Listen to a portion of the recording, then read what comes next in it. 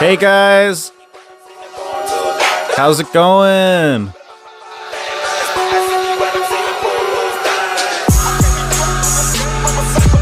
All right, so tonight we are going to do a segment. I'll be going over a simplified breakdown of Uber and Lyft's terms and conditions with us independent contractors. I'm going to be going also over Prop 22 for California, and I'm going to be going over how an independent contractor operates with real legitimate brokers that aren't breaking the law. All right, here's a simplified breakdown of how Uber and Lyft defines your relationship in their terms and conditions.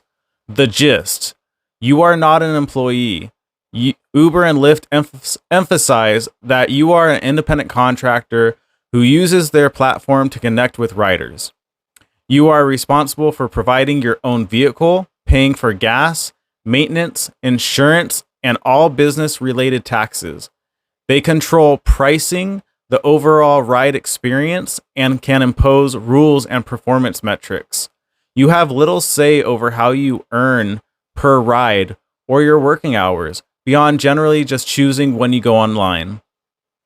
They reserve the right to deactivate your account, essentially firing you at their discretion and often without clear reason or recourse. First off, simplified terms. You are a small business owner using the platform to find customers, and they are technically a middleman setting the rules of the marketplace. You bear most of the risk and expenses of operating your business. They take a hefty cut of the fares while offering limited financial protections and benefits. Important caveats. The laws surrounding independent contractor statuses are complex and vary by state. There are ongoing legal battles challenging Uber and Lyft's classification of drivers because of the fact that they control so much of the driver as if you're an employee. But through spending millions of dollars in lobbying, they've been able to skate around abiding by law for up to the past 11 years.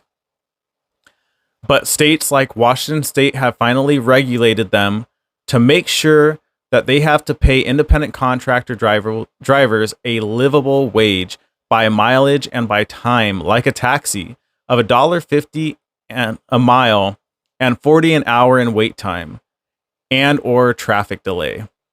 Other states are trying to do the same, but it's going to take a lot of work and time to get regulation instated. Of course, Uber and Lyft do whatever it takes to combat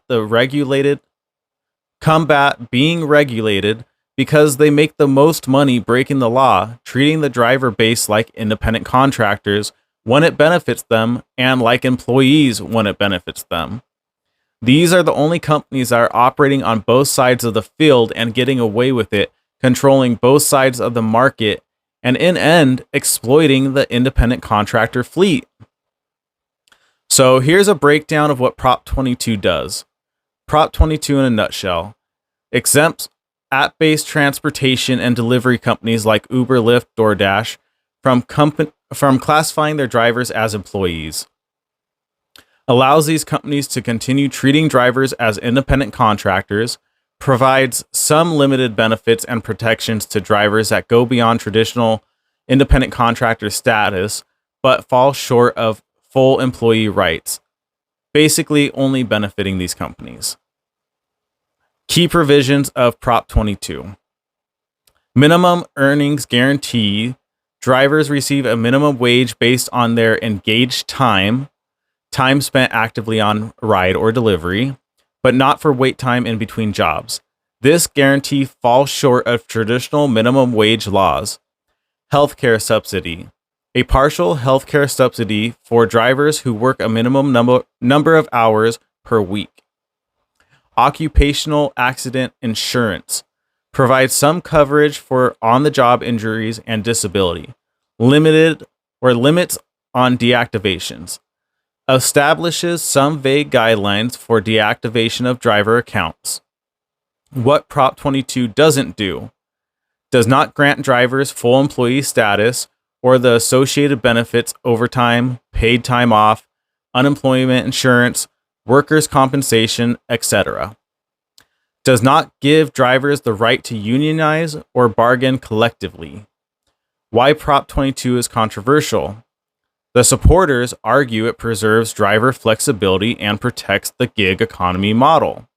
The critics contend it allows companies to exploit workers, erodes labor protections, and sets a bad precedent for the broader economy. Current status. Prop 22 in November 2020, or Prop 22 passed in November 2020. It was initially ruled unconstitutional by a lower court, but that ruling was overturned on appeal in March 2023, reinstating Prop 22. It's likely to face continued legal challenges. Right now, Prop 22 is at the Supreme Court to be re-reviewed. Prop 22 should be repealed. I'm sure Uber and Lyft and the gig companies are spending heavy amounts of money to keep it instated, because if it's repealed, AB 5 will classify us as employees because these companies are treating us like employees, not true independent contractors. As of now, the only reason why they're getting away with this is because of Prop 22. So whatever happens, we need Prop 22 repealed as an unconstitutional law that's trying to supersede California law already in place that protects independent contractors. Of course, these companies lied about the government trying to make us employees, sugarcoating their response just like they do when they talk about our pay. That was not the case. The government was trying to protect our rights since we were being treated like employees and were enforcing these companies to make us employees. And that is the direct reason about how Prop 22 came about. It was these companies' campaign of deceit to be able to keep breaking the law, putting more and more money in their pocket while starving the drivers. All right, here's a breakdown of how independent contractors who own their own company work with rural brokers that aren't breaking the law. All right, first off, building relationships, networking. Independent contractors or their dispatcher, if applicable, connect with brokers at industry events, through online platforms, or by cold calling. Reputation matters. A track record of reliability and good communication helps attract quality brokers. Secondly, finding clients. Paid for hire boards. Brokers post their available paid for hire on centralized boards where independent contractors can search based off location, car type, or desired rates. Also, these boards can be something like the Uber or Lyft app. Direct contact. Brokers with established relationships may contact the independent contractor companies directly with suitable paid-for-hire clients. Negotiating rates. Market factors. Paid-for-hire rates fluctuate based on supply and demand, the type of vehicle, time and distance involved. Bargaining power. Independent contractors with specialized vehicles and or a strong reputation can often negotiate better rates. Set fee.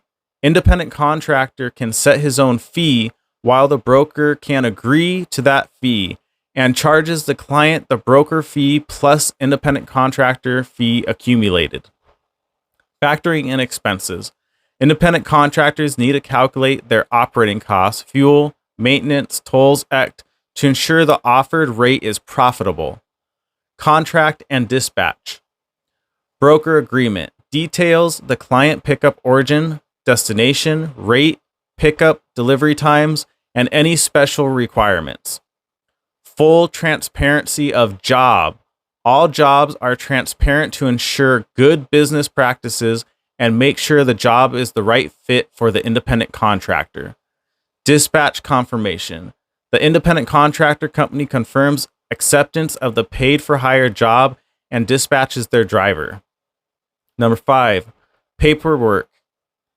We have a waybill, a crucial document outlining the clients transported, responsible parties, and terms of service. Invoicing. Independent contractor companies invoice the broker after client dropped off Client dropped off is confirmed. If this was an app, for example, or a computer like in a taxi, as soon as the driver ends the trip, drivers get paid immediately. In some cases, drivers may get paid before the trip starts. For example, as soon as the terms are negotiated. Benefits for independent contractor companies. Access to a wide range of clients. Brokers offer paid for hire options without having to build direct client relations. Reduced deadhead miles. Brokers help minimize empty miles without a client, improving profitability. Focus on driving. Independent contractors can spend more time on the road and less time searching for clients. Challenges. Variable rates. Paid for hire rates can fluctuate, affecting consistent income, but you can still negotiate with the broker. Broker fees. Brokers charge a percentage of the trip fee, reducing gross revenue. But depending on the broker charges a separate fee altogether from the independent contractor's fee. Payment delays. Some brokers may be slower to pay compared to direct clients. Important considerations. Due diligence. Research brokers for payment history and reputation before signing contracts. And 6, the conclusion. As you can see, we definitely are being controlled by Uber and Lyft. They are controlling both sides of the market, controlling driver fee pay while dictating passenger fee. This makes it so they can put the most money in their pocket while monopolizing the transportation market, turning it into an unfree market. As you can see, they are not abiding by real independent contractor broker relations. These companies are breaking independent contractor rights and need to be brought to justice. Working with a real broker that's not breaking the law, you're able to set your own rates and or negotiate on payment. Working with a legitimate broker can be a blessing, but working with bad brokers like Uber and Lyft can be a nightmare. All right, guys, that's the end of my segment. That was a lot of information for me to put out. I try to be really direct and to the point with my information. I hope you guys got a lot out of it. The truth and the reality is just clear. You know, we all can see it for what it is. And we all need to unite and put an end to this exploitation. So we can actually work as real independent contractors. We shouldn't be slaving away to make these companies rich. But I'm Tesla Mike, and you guys have a great night. Bye, guys.